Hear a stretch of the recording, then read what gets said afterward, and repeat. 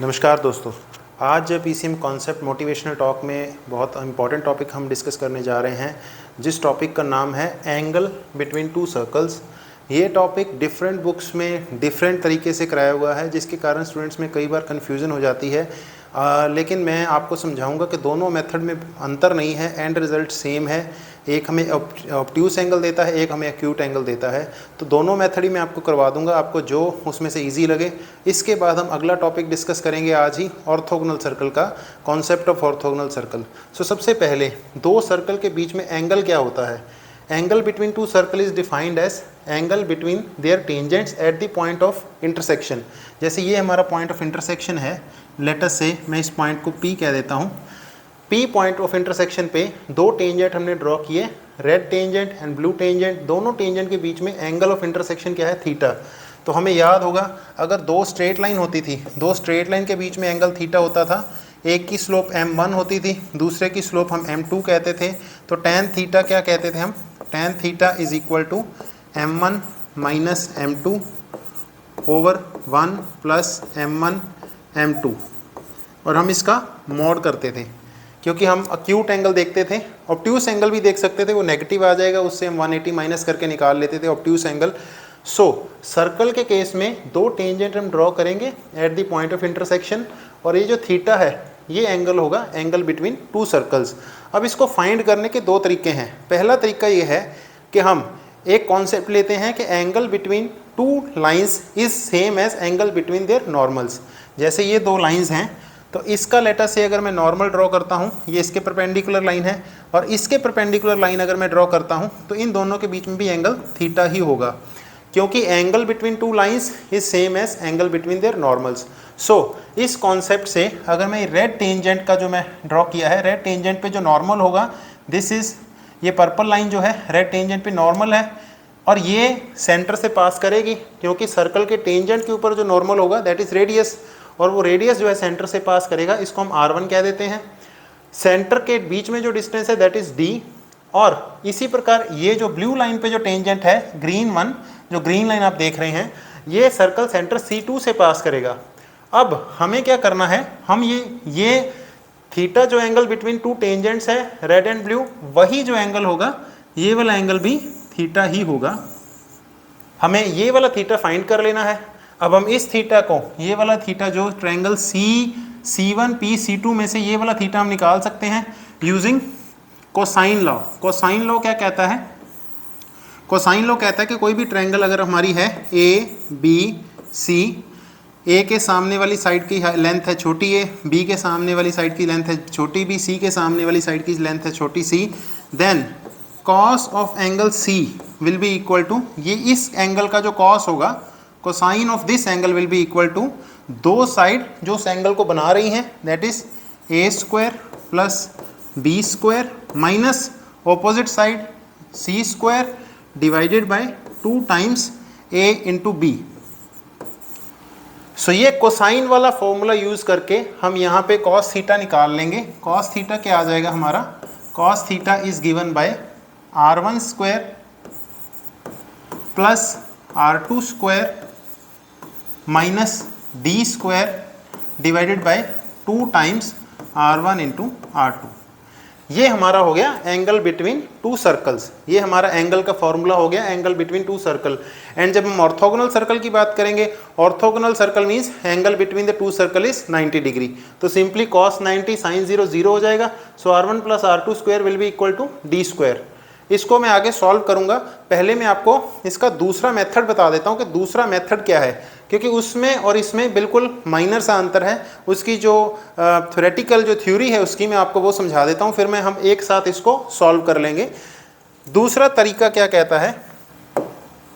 So friends, दूसरा तरीका हमें क्या कहता है? दूसरे तरीके में भी डायग्राम सेम, दो सर्कल हैं C1 C2, और C1 से ये पॉइंट का R1 है, रेडियस पे से पास करेगा, यहाँ पॉइंट से R2 है। लेकिन यहाँ पे हम थ्योरी में कहते हैं कि angle between two tangent is theta, और ये जो रेडियस है, ये वाला रेडियस है, ये जो इसके परपेंडिकुलर है, क्योंकि ये टेंजेंट के 90 डिग्री एंगल पे है, ये दूसरे टेंजेंट के ये पर्पल लाइन 90 डिग्री के एंगल पे है, ग्रीन से ये पर्पल लाइन 90 डिग्री पे है, क्योंकि ये परपेंडिकुलर है।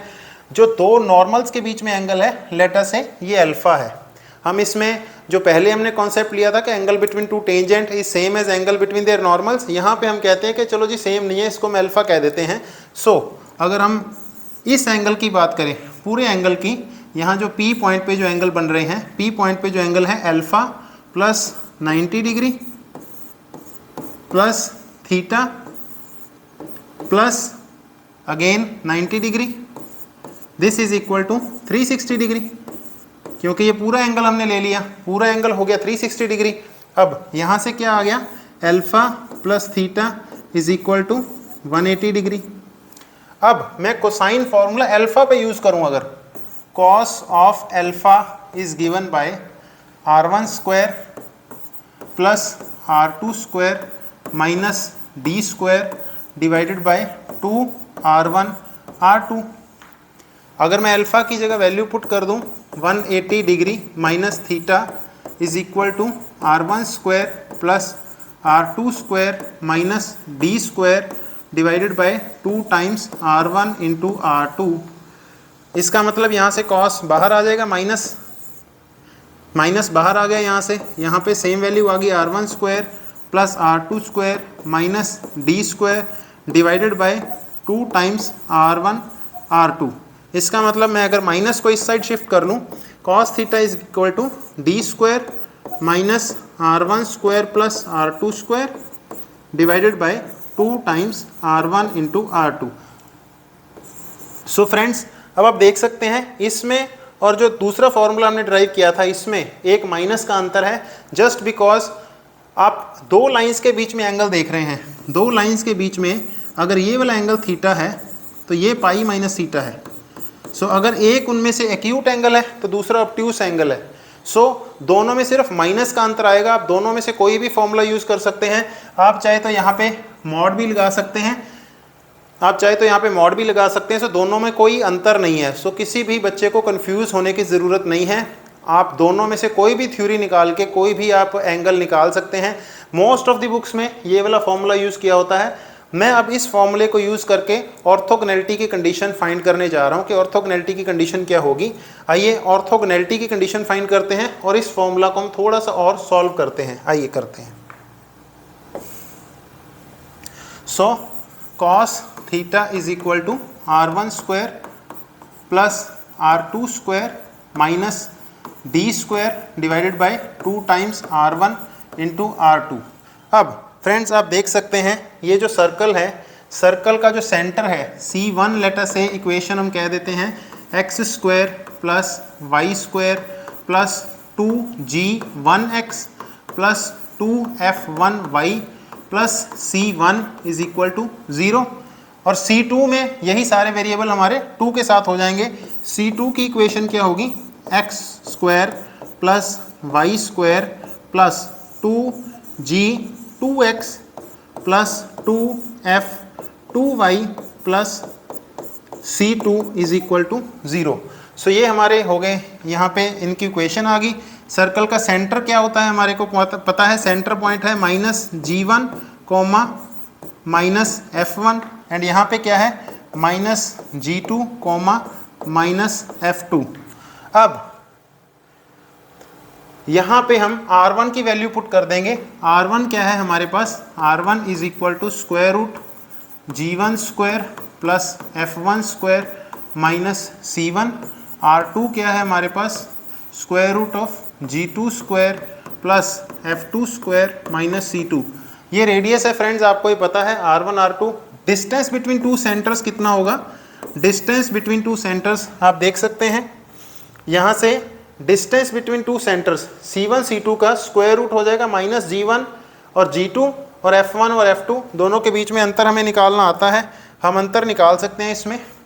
D is given by minus G1 minus G2 square plus minus F1 minus F2 whole square. So D को अगर हम फर्दर सॉल्व कर लें, D will be equal to G1 minus G2 whole square plus F1 minus F2 whole square.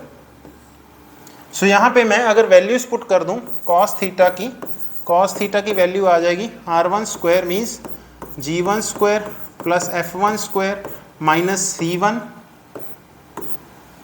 Plus g2 square plus f2 square minus c2 minus d square means इसकी value हो जाएगी g1 minus g2 whole square plus f1 minus f2 whole square divided by 2 times r1 into r2। यहाँ पे हम r1 r2 की value and में put कर देंगे।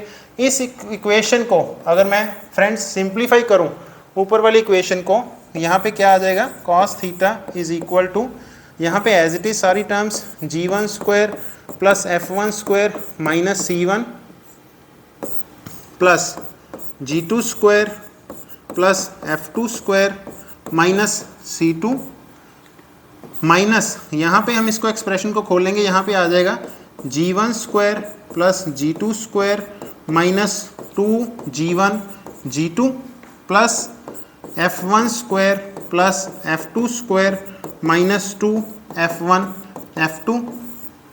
डिनोमिनेटर में हमारी वही टर्म है 2 r1 r2 की वैल्यू मैं यहाँ से डायरेक्टली पुट कर सकता हूँ। तो फ्रेंड्स ये हो गया हमारा एंगल बिटवीन टू सर्कल्स। यहाँ से ये टर्म्स कैंसिल हो रही हैं, g1 square g2 square g1 square g2 square f1 square f2 square cancel हो जाएगा। So cos of the angle theta will be equal to, cos angle क्या आ जाएगा हमारा 2 times g1 g2 plus 2 times f1 f2 minus c1 plus c2 upon 2 times r1 r2। So friends this is the formula, ये वाला formula आ गया friends आपका। Friends this is the formula to find angle between two circles. अब हम condition of orthogonality इस पे लगाएंगे। कंडीशन ऑफ ऑर्थोगोनैलिटी में अगर हम देखें कॉस थीटा, अगर एंगल बिटवीन टू सर्कल जो है, अगर हमारा एंगल 90 डिग्री है then it is called orthogonal circle. So orthogonal circle में अगर मैं कंडीशन लगाऊंगा तो ये हमारा जो फॉर्मूला था यहाँ पे जो हमने डिराइव किया है, ये फॉर्मूला में इफ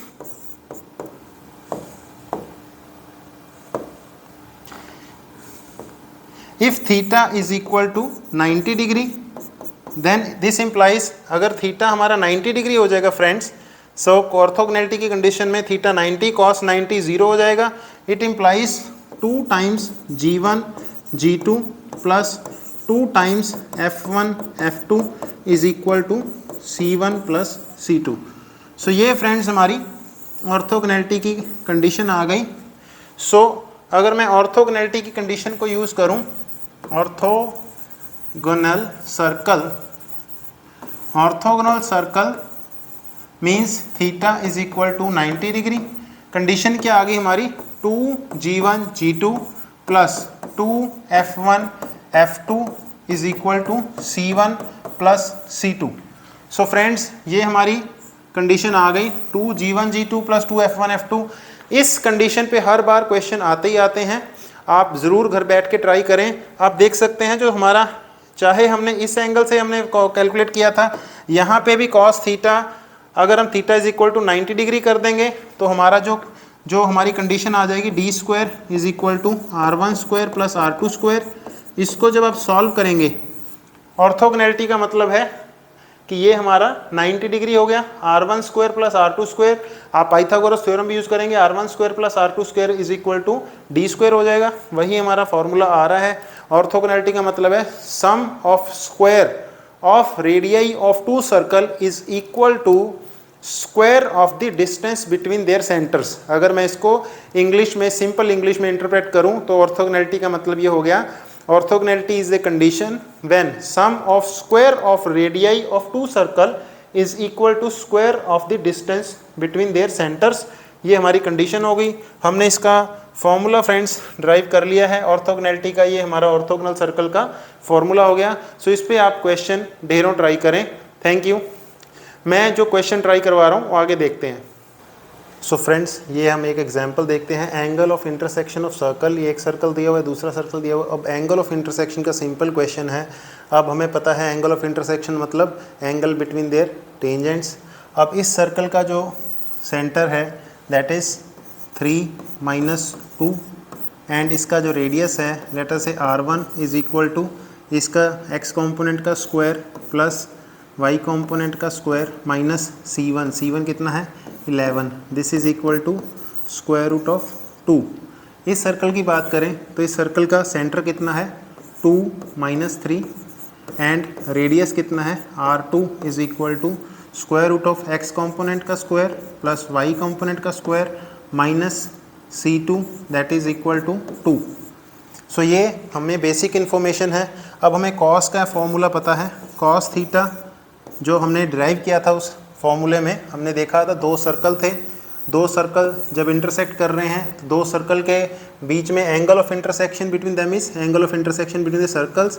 ये इसका टेंजेंट है, इसका नॉर्मल हमने ड्रॉ किया, ये इसके सेंटर से पास कर रहा है C1, ये दूसरे सर्कल का टेंजेंट था, इसका हमने नॉर्मल ड्रॉ किया, ये इससे पास कर रहा है C2, ये पॉइंट P था जो हमने ड्राइव किया था। सो C1P is R1, C2P is R2 and C1 C2 is distance between two circles. C1 C2 क्या होगा स्क्वायर रूट ऑफ इन दो पॉइंट्स के बीच का difference that is 3 minus 2 whole square plus minus 2 minus 3 minus 2 minus 3 whole square.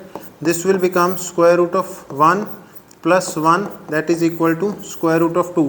So C1 C2 square root of 2 है। So cos theta का क्या formula था, this is the angle between the circle cos theta that is R1 square plus R2 का square minus C1 C2 का square divided by 2 times R1 into R2।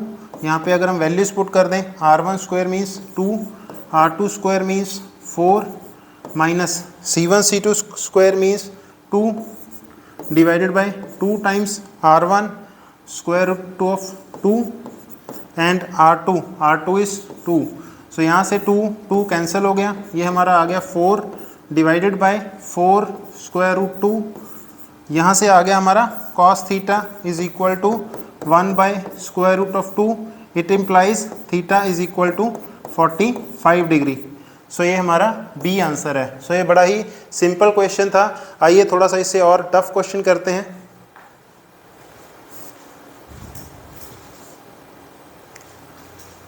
So friends ये थोड़ा सा orthogonality का question है, थोड़ा सा टफ क्वेश्चन है कंपैरेटिवली। एक इक्वेशन दी हुई फाइंड द वैल्यू ऑफ के, यहाँ पे के है वेरिएबल, ये के वेरिएबल है और यहाँ पे भी आप देखेंगे के वेरिएबल है। दो सर्कल की इक्वेशन दी हुई है, अगर ऑर्थोगोनली कट करते हैं तो हमें इसकी के की वैल्यू फाइंड करनी है। बट यहाँ पे ध्यान देने वाली बात ये है कि यहाँ पे x का कोफिशिएंट 1 नहीं है 2 है। सो सबसे पहले हम C2 का जो है उसकी इक्वेशन दोबारा लिख लेंगे। C2 की इक्वेशन है x square plus y square minus 2x minus 3/2 into y plus k/2 is equal to 0। So ये हमारी C2 की इक्वेशन होगी। अब हमें ऑर्थोगोनैलिटी की कंडीशन पता है। ऑर्थोगोनैलिटी की कंडीशन होती है C1 plus C2 is equal to 2 times G1 G2 plus F1 F2। ये हमारी कंडीशन होती है ऑर्थोगोनैलिटी की। अब हमें सिर्फ वैल्यूज पुट करनी है। C1 की, दिस इम्प्लाइज C1 की वैल्यू है 2, C2 की वैल्यू कितनी है k/2, C2 की वैल्यू होगी k/2। This is equal to 2 times G1 है, यहाँ पे होता है 2gx। सो 2gx होता है फॉर्मूले में, ओरिजिनल फॉर्मूले में। सो G1 की वैल्यू है यहाँ पे k/2। क्लियर है फ्रेंड्स, G1 की वैल्यू है k/2 इंटू G2 की वैल्यू कितनी है, G2 की वैल्यू है -1 प्लस F1 की वैल्यू कितनी है फ्रेंड्स, इसके कोफिशिएंट का हाफ दैट इज 2। F2 की वैल्यू कितनी है दैट इज -3/4। सो ये हमारा इक्वेशन आ गई। यहाँ से हमें के की वैल्यू फाइंड कर लेनी है। अब इसके आगे सिंपल मैथमेटिक्स है। दिस इम्प्लाइज 4 प्लस के इज इक्वल टू 4 टाइम्स, मैं 2 को इस साइड ले गया, यहाँ पे आ जाएगा माइनस k/2 माइनस 3/2। इसको हम फर्दर सॉल्व कर लें राइट हैंड साइड को। This will become 2 times k plus 3। This implies -2k minus 6 and इस साइड है हमारा 4 प्लस k। हम एक साइड कर लें इसको k वाली टर्म्स को। This will become 3k and यहाँ पे है -6 एंड -4 -10 हो जाएगा। This implies k is equal to -10/3 ये आंसर है। सो सिंपल हमें ऑर्थोगोनैलिटी की कंडीशन पता होनी चाहिए, तो हमने सिंपल इस इक्वेशन को फाइंड कर लिया, -10/3 आंसर है। आइए इसका ऑर्थोगोनैलिटी का एक और क्वेश्चन ट्राई करते हैं।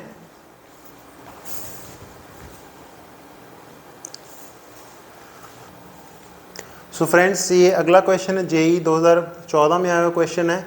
ए circle S passes through point 01 and is orthogonal to these two circles. ये 2 सर्कल हमें दिए हुए हैं, इन 2 सर्कल्स के ऑर्थोगोनल सर्कल है। हमें क्वेश्चन पूछा गया जो सर्कल एस का रेडियस क्या होगा, सेंटर क्या होगा। So let us assume, S की इक्वेशन हम अज्यूम कर लेते हैं, x² + y² + 2gx + 2fy + c = 0।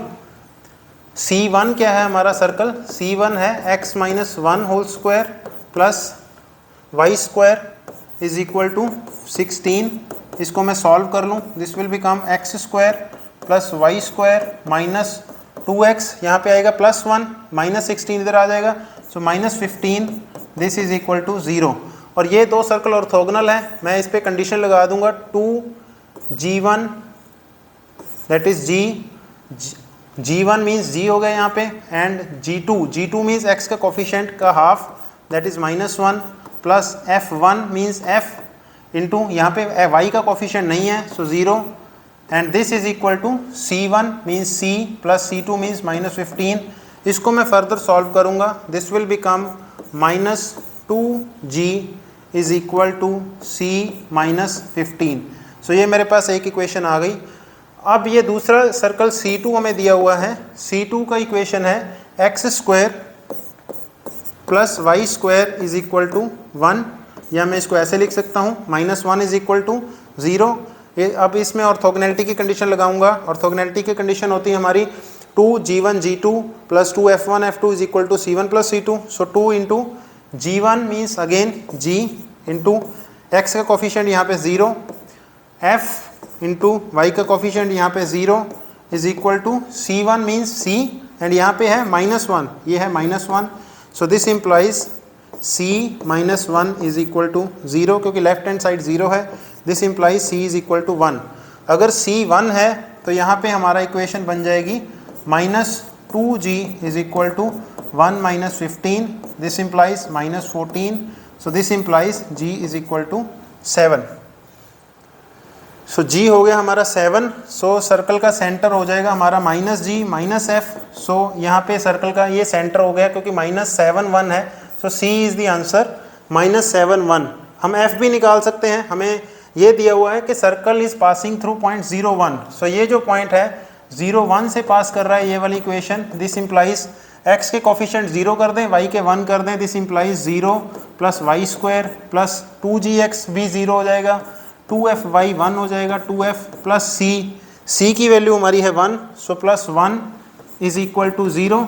सो यहाँ तक फ्रेंड्स क्लियर है, 0 1 से सर्कल पास कर रहा है, 2f = -2, it means f = -1। Circle का सेंटर होता है -g - f, सो यहाँ पे आ जाएगा हमारा g है हमारा 7, सो ये हो गया -7 - f मीन्स 1, सो सर्कल का सेंटर हो गया हमारा 7 1, सो ये हमारा आंसर c है। अब हमें फाइंड करना है रेडियस। रेडियस की फॉर्मूला होता है g² + f² - c, सो यहाँ पे हम वैल्यू पुट कर देंगे, g का square means 49, f² means 1, and c minus कर देंगे, c की वैल्यू है 1, c की वैल्यू हमने यहाँ निकाली हुई है, c की वैल्यू है 1, सो -1, ये हो गया √49, this = 7। So radius of the circle is 7 and centre is -7 1, so b and c 2 answer हैं इसके। 2014 एडवांस में आया क्वेश्चन ऑर्थोगोनैलिटी के ऊपर। ऑर्थोगोनैलिटी के ऊपर एक लास्ट क्वेश्चन और ट्राई कर लेते हैं, उसके बाद हम नेक्स्ट टॉपिक पे चलेंगे।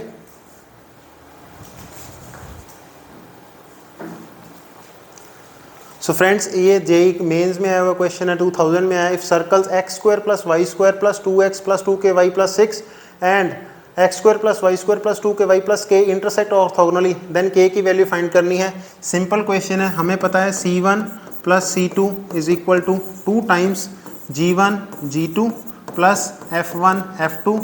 ऑर्थोगोनैलिटी की ये कंडीशन मैंने आपको करवाई है। अब हम यहाँ से निकाल सकते हैं, c1 की वैल्यू क्या है 6, c2 की वैल्यू क्या है k = 2 times G1, G1 means x के कोफिशिएंट का हाफ, G1 मीन्स x के कोफिशिएंट का half, that is 1 into G2, G2 है यहाँ पे 0 क्योंकि इसमें x का कोफिशिएंट नहीं है, F1 मीन्स y के कोफिशिएंट का half, that is k, F1 means half, y के कोफिशिएंट का half, that is k, and यहाँ पे भी x के y के कोफिशिएंट का half into that is k, close कर दें, so this will become 2 times k square, and यहाँ पे है हमारा 6 प्लस k, ये क्वाड्रेटिक इक्वेशन बन गई, 2k square minus k minus 6 is equal to 0, इसको हम सॉल्व कर सकते हैं। सो friends this is a quadratic equation, quadratic equation में हमारा प्रोडक्ट कितना होना चाहिए, प्रोडक्ट होना चाहिए 6 into 12 and sum of the जो इसके रूट्स होने चाहिए, सम होना चाहिए -1, प्रोडक्ट होना चाहिए इसका -12, सो 4 इंटू 3 सेटिस्फाई कर रहा है, 4 इंटू 3 हमारा 12 भी हो जाएगा एंड 4 और 3 में डिफरेंस भी एक का है। सो अगर हम इस क्वाड्रेटिक इक्वेशन को सॉल्व कर लें, 2k square minus 4k plus 3k minus 6 is equal to 0, this implies यहाँ से 2k कॉमन आ गया, k माइनस 2 प्लस यहाँ से 3 कॉमन आ गया, k minus 2 is equal to 0, this implies k is equal to -3/2 और k इज इक्वल टू 2। सो k की वैल्यू यहाँ है -3/2, यहाँ है 2, सो 2 और -3/2 a इज़ द आंसर, 2 और -3/2 a इज़ द आंसर, 2 और -3/2 कोई नहीं है, तो a is the answer. So friends यहाँ पे मैं ऑर्थोगोनैलिटी वाला टॉपिक कंक्लूड कर रहा हूँ, angle between two circles and orthogonality की कंडीशन क्या होती है ये मैंने आपको करवाया।